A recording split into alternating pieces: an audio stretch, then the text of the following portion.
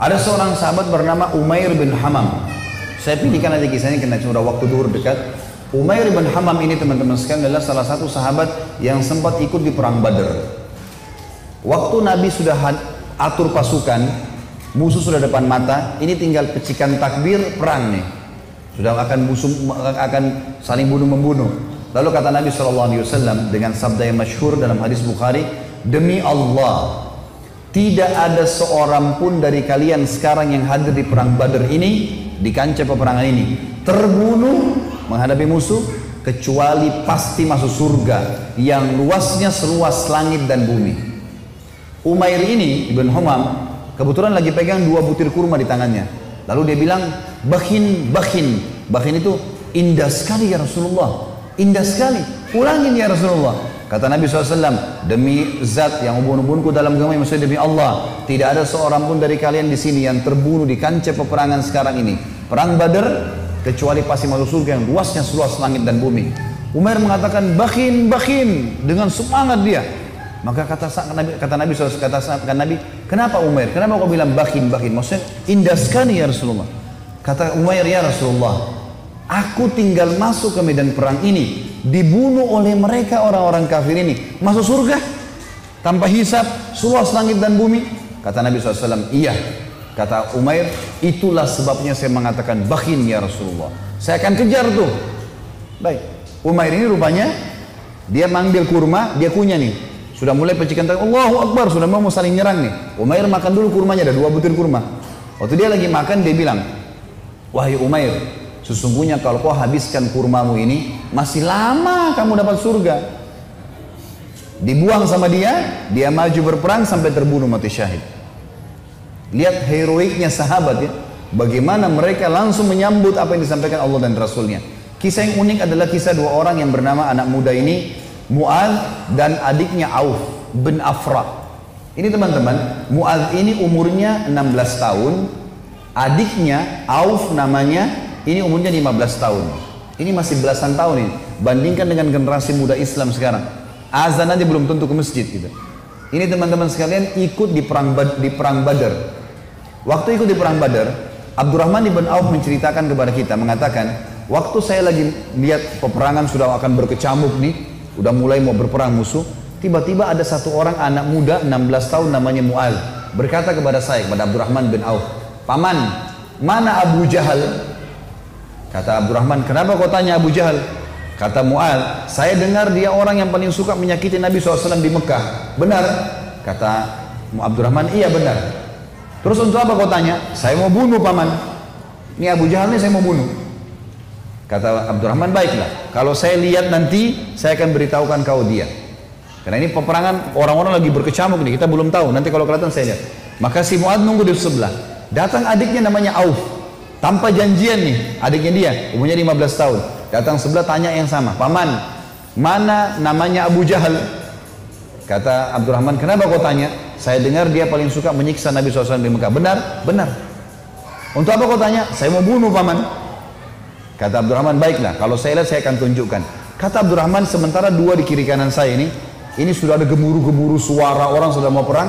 Tiba-tiba Abu Jahal dari kejauhan kelihatan. Abu Jahal itu dari kepalanya sampai kakinya, kudanya juga sampai kakinya semuanya besi. Yang kelihatan cuma matanya saja. Dia dulu di atas kuda, dikelilingi oleh 10 baris pasukan. Lingkar. Nggak bisa ditembusin. Bayangkan kalau satu orang berdiri, ada orang buat lingkaran pertama, lingkaran kedua, sampai 10 lingkaran. Gimana caranya menembus nih? Kata Abdurrahman, waktu saya lihat saya bilang, itu Abu Jahal. Waktu saya bilang itu Abu Jahal, kata Abdurrahman, demi Allah, si Mu'adz sama Auf seperti 2 anak panah yang melesit ya, dilepas dari busurnya. Lari dua-duanya, menembus 10 baris itu. Tebas sana, tebas sini, naik di atas pundaknya sampai ke Abu Jahal. Dan dua-duanya menebasin pedangnya sampai kena ke pahanya Abu Jahal. Sobek pahanya Abu Jahal ini, berdarah, jatuh dari kuda, gitu kan. Abu Jahal ini rajanya mereka ya, rajanya orang-orang Mekah waktu itu. Dan kalau ini kalah, ini mati, berbubar semua di pasukan. Yang terjadi teman-teman sekalian, si Auf, si adik ini 15 tahun, dikeroyoki oleh pengawal-pengawalnya Abu Jahal, mati syahid. Si Mu'adz ini sempat nangkis-nangkis, tangannya kena tebasan pedang. Tapi dia sempat keluar gitu kan. Dia keluar dari medan perang, 16 tahun teman-teman sekalian. Diambil imamahnya, diikat tangannya sama dia. Yang sobek itu, diikat sama dia. Dia masuk melawan satu tangan. Waktu dia lagi perang, dia rasa tangannya ini mengganggu dia. Kesakitan kan? Dia mau cari mati syahid nih. Dia keluar ke kancah peperangan, tangannya ini diinjak sama kakinya, ditarik sama dia. Diputus sekalian. Dia masuk berperang sampai terbunuh teman-teman sekalian. 15 sama 16 tahun yakin mati di medan perang, ini adalah syahid. Gak ada rasa takut sama sekali. Ini luar biasa bagaimana. Kisah yang lain Abu Dujana. Abu Dujana radhiyallahu anhu ini sahabat Nabi, pernah begini, Syammah namanya dia Syammah ya. Beliau pernah ini Nabi SAW pegang pedang di perang Uhud. Udah masuk waktu? Hah? Hah?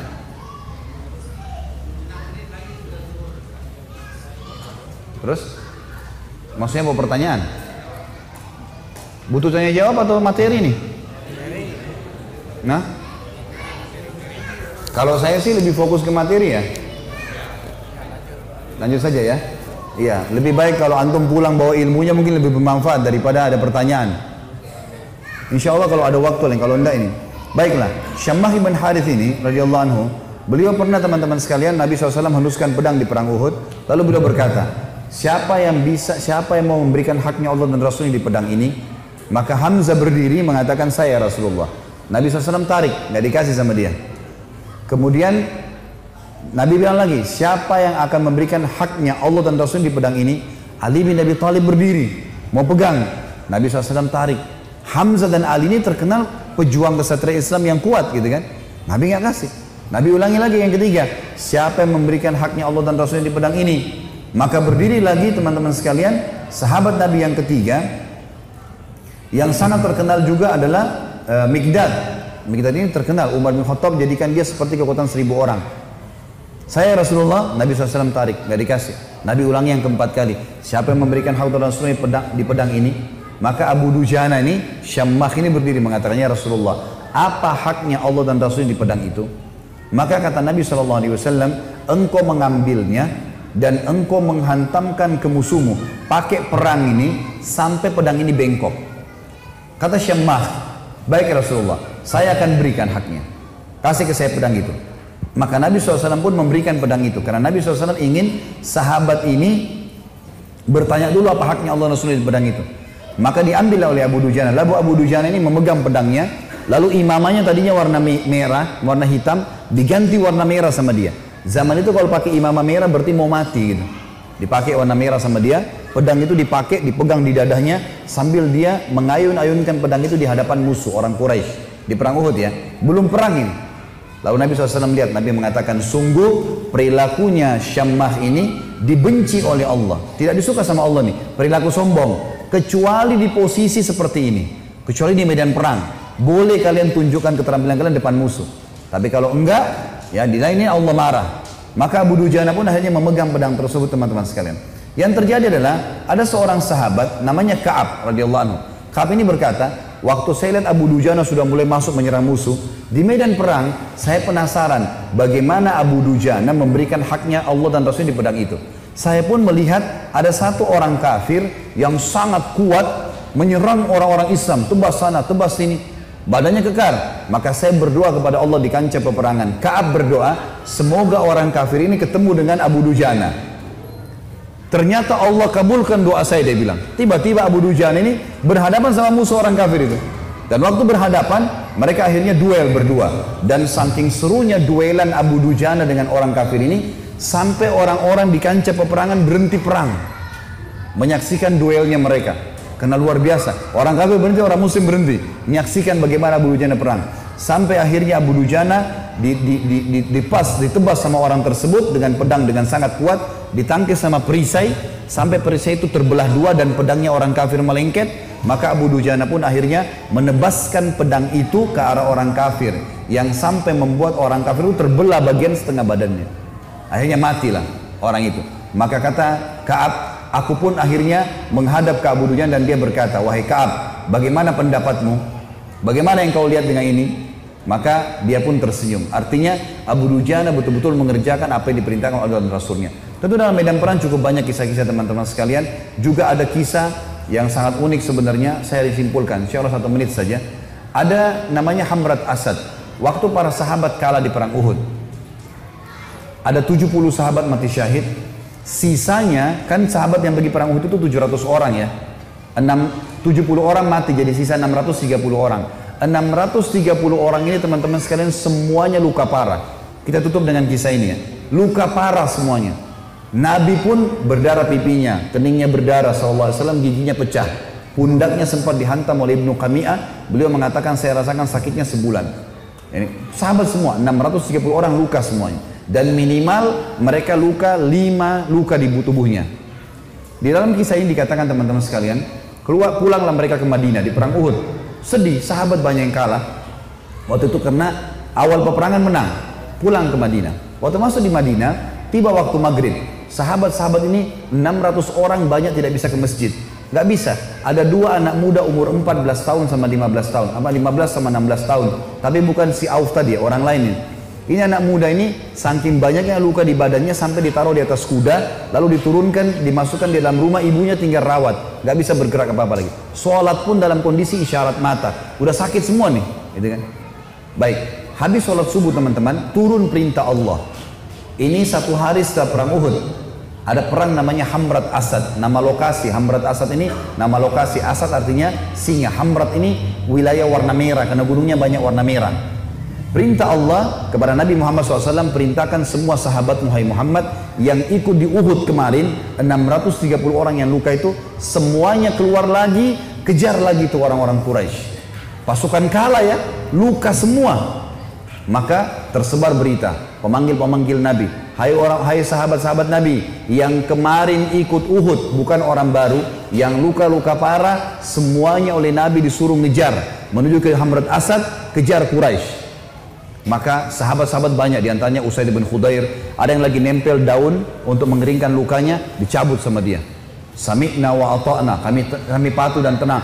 Dicabut semua luka-luka mereka yang tempel-tempelan, mereka pergi sambil ngalir darah. Ada 2 orang anak muda 15 sama 16 tahun. Ini di sini di riwayat tidak disebutkan namanya, yang tertidur di atas ranjang, ibunya ngerawat, sholat pun dengan isyarat mata. Waktu dengar ada orang teriak, wahai yang hadir kemarin di Uhud, semuanya tidak terkecuali telah turun perintah Allah kepada Rasulnya Muhammad SAW untuk mengejar Quraisy. Tidak satu orang pun boleh tinggal di Madinah. Luka parah. Maka adik kakak ini bersebelahan tidurnya.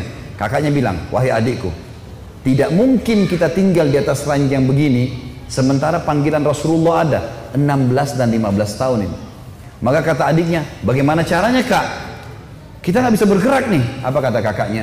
Demi Allah, saya akan seret kamu sekali, kamu seret saya sekali, sampai kita menjawab panggilan Allah dan Rasulnya. Luar biasa. Saya waktu baca kisahnya sampai netes air mata teman-teman sekalian. Luar biasa. Dan akhirnya mereka seret-seretan sampai tiba di depan Nabi SAW. Ada yang berdarah, ada yang ini. Terutama 2 anak muda ini naik di atas kuda itu sambil diseret jalan ya. Waktu mereka diseret semua pada nangis lihat. Ini luar biasa orang ini. Dan akhirnya sahabat ini semuanya pergi ke sana. Pas Quraisy dengar 630 pasukan yang kemarin kalah, tidak ada orang baru yang datang, bukan tenaga baru cuma yang kemarin, mau berperang, Quraisy tidak berani kembali. Mereka takut, ini jangan sampai luar biasa nih, kok bisa sampai luka parah mau kembali gitu.